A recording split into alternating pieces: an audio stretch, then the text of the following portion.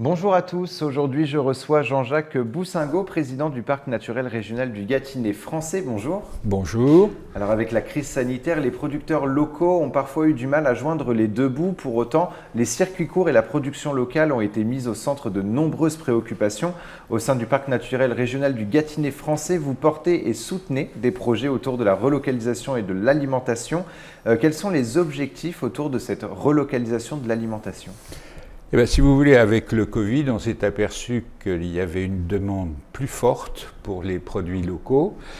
Et donc, on a soutenu, bien avant le Covid, tous nos producteurs pour à la fois les engager à produire un peu plus, tout en préservant le développement durable, bien entendu, leur faire des acquisitions de matériel pour pouvoir augmenter la production de leurs produits, quoi. Donc aujourd'hui, on a quasiment, je dirais, des fruits, des légumes, de la viande, à la fois ovin et pas de bœuf, mais du porc. Et alors le parc qui est soutenu par le Fonds européen agricole pour le développement rural, le FEADER, a mis en place différents projets autour de la restauration collective. Alors qu'est-ce que la restauration collective ?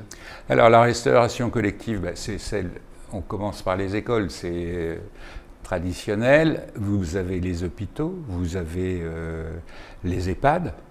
Et donc, alors, on a financé une étude pour une communauté d'agglos qui voulait faire une étude spécifique pour voir si c'était jouable de créer une cuisine centrale pour les produits locaux. Et donc, c'était la première étape avant d'entamer le reste. Et donc, ça s'est conclu qu'il fallait continuer. Mais la problématique, c'est de connaître le nombre de repas qu'on va servir. Et aujourd'hui, sur notre territoire, on sera vite en déficit.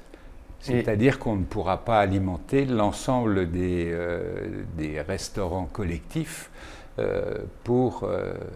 Alors du coup, justement, vous avez fait aussi l'achat de matériel pour la production de légumes de plein champ afin d'approvisionner la restauration collective. Tout à fait. C'était pour justement pallier à ce manque à venir ? Voilà, tout à fait. On a subventionné toujours avec le FEADER, la région et le département de l'Essonne, un local frigorifique pour des pommes de terre bio.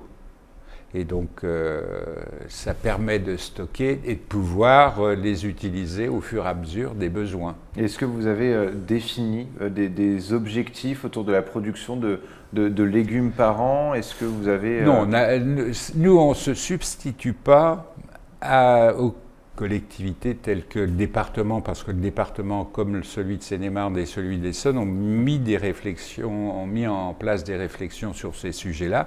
C'est eux qui vont nous dire, il nous faut tant de légumes, tant de carottes, tant de choses comme ça. Et en fonction de ça, nous, on ira vers nos producteurs pour leur dire, voilà, il y a un débouché de X tonnes de pommes de terre, X tonnes de salade, X tonnes de cresson pour alimenter ça. Mais il y a tellement d'écoles avec des cantines, tellement... Il y a des hôpitaux quand même en dehors de notre territoire, mais ils ont besoin, puisque dans la loi Légalim, il y a une obligation de mettre une proportion de produits locaux et, si possible, bio. Et alors justement, on se rappelle peut-être un petit peu, nous, dans notre jeunesse, que dans les établissements scolaires, c'était pas toujours du local. Là, voilà, là, la production locale, justement, est devenue très, très importante, déjà pour faire vivre les acteurs locaux, mais aussi pour une consommation plus saine pour les enfants. C'est finalement deux objectifs importants dans vos projets. Tout à fait. On essaye donc de faire simplement un exemple. On a travaillé avec un collège à Perth-en-Gâtinais, et il y a des maraîchers tout autour. Eh bien, les salades ou tous les légumes qu'ils produisaient partaient à Sens, remontaient à Rungis et redescendaient. Donc, on a déjà mis en liaison les maraîchers avec le cuisinier pour trouver le circuit le plus court, et ils organisaient une fois par trimestre des repas pour les enfants avec que des produits locaux.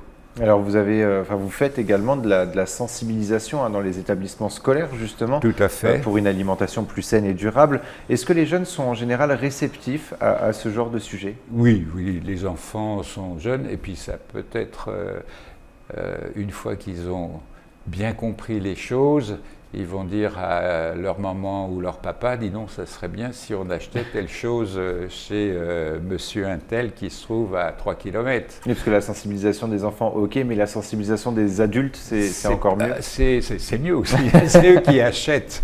Et on l'a vu pendant le premier confinement, les circuits courts ont été plus populaires auprès des Français. Malgré tout, l'habitude des supermarchés reste bien ancrée. Pourquoi faut-il privilégier les circuits courts?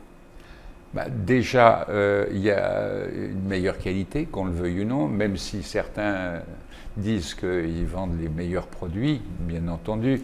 Mais il y a moins de circulation, ça ne vient pas de 1000 km, ça vient de maximum 20 ou 30 km autour des habitants qui souhaitent acquérir des légumes produits localement.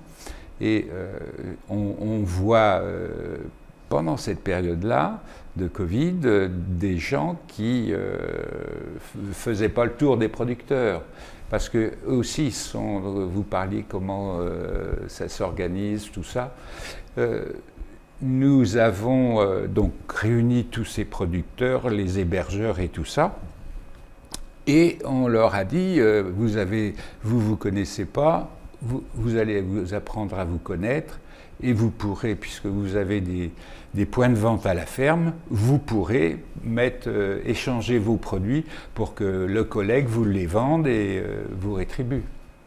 Et comment faites-vous pour obtenir les subventions du FEDER, et combien de projets est-ce que vous pouvez soutenir à peu près par an grâce à cette aide? Nous, c'est la deuxième, on a été lauréat une fois, et c'est notre deuxième contrat leader. Dans le premier, on était pas loin de 200, 160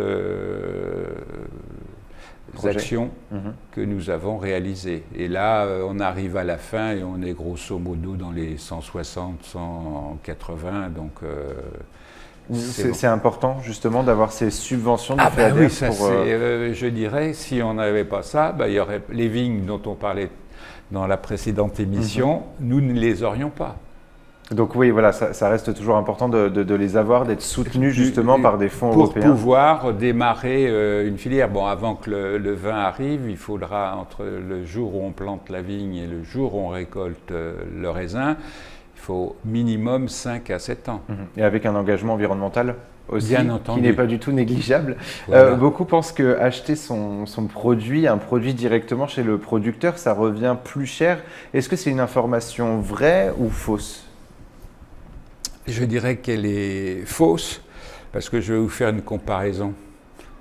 Les pâtes qui sont faites avec nos produits locaux, c'est spécifique avec des céréales bien particuliers, avec donc, et quand vous mangez des pâtes qui sont faites localement, vous en avez besoin que de 200 grammes au lieu d'en avoir 400, parce que celles qui sont faites d'une façon industrielle, il y a du sucre, il y a beaucoup d'eau, et vous êtes obligé d'acheter 2 paquets de pâtes industrielles, alors que vous achetez notre paquet de pâtes faites localement, il y en a besoin que d'un.